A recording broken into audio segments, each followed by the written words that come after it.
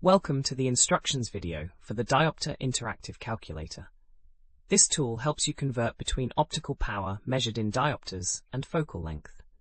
Whether you're working with eyeglasses, camera lenses, or optical instruments, this calculator makes lens power calculations quick and accurate. To use this calculator, you'll need to enter either the focal length or the diopter value you want to convert.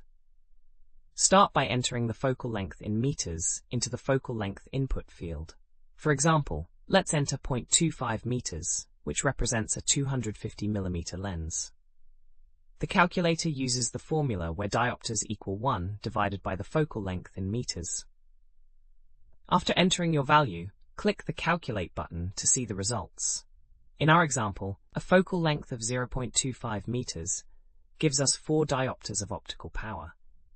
You can also work backwards by entering a diopter value to find the corresponding focal length.